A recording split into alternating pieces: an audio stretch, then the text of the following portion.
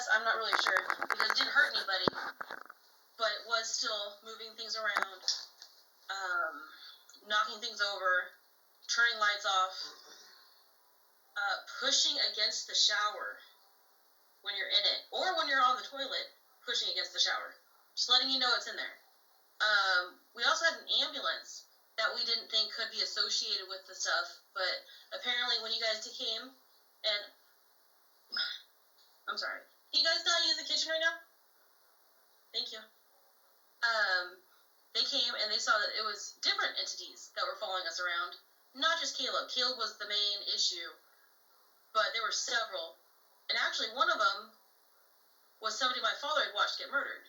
And that really freaked him out that your wife was able to see him and knew so much about him immediately.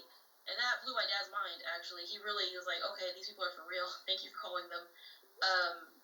But even after you guys left, you guys cleaned the house, but not the ambulance. So even though the batteries weren't on and charged, they're like deep cell. It is really hard to get them recharged or rebuy them. They're expensive. The lights would still turn on. We'd still hear voices, and we just got rid of the ambulance. Yeah, and that's also too very amazing.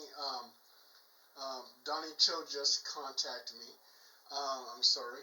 But also too, when we did the investigation, that ambulance, it had things going on because if that ambulance could talk, you think of all the people that were injured, almost ready to die inside that ambulance. That ambulance was haunted. We actually got some EVPs out of that ambulance, and the story, when it got out there, Ghost Adventures saw it, and they wanted to do an episode over there. We were pretty much done ever touching it again. It was a prison ambulance transport, so the people that were there weren't like people who immediately got care. They were ignored and probably put off, and then last moment were taken, if at all. Was that?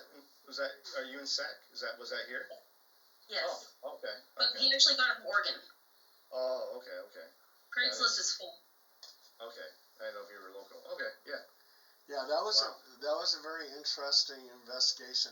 We got Donny Cho that's going to be coming up pretty soon, and we'll have him talk about his cryptid story. Heather was. I have a friend who grew up in a little town in Mexico, Durango, and she swears that she saw or heard the La Llorona growing up along the river. What river? She's down in Mexico. You know, La Llorona, Wise Tale. There was some people who were trying to say that story happened too at the Sacramento River. And then I started looking it up, and the stories all over the place. All these different rivers in the United States, La Llorona, whatever the name is, and then in Mexico and everywhere else, and even in Colombia, you know, they got that story. Everywhere. But yeah, she swears that, because she grew up, it was a very small, she said, they call it, it's still a pueblo, and really like hut area, real old school Mexico, and it's, you know, that was her, and she never played down by the river, so. Yeah, and basically what the situation was this mother, I guess she was jilted by her boyfriend or husband. This is the way I heard the story. And she was carrying her children into the river. She drowned them. She drowned herself, committed suicide. Yeah. And then people who go to the river, she grabs their feet and tries to bring them under. Yeah. Yeah. And they could hear her crying and like wailing. Yeah. Hercules, have you heard that story?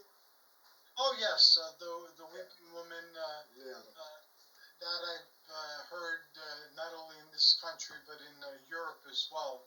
Okay. There are variations of that too, and some think it's a type of nature spirit or folklore entity or elemental, rather than a human ghost. Other people think human ghost. Okay. Yeah, and it's sure spread around. I mean, it's all over the United States at different rivers in Mexico.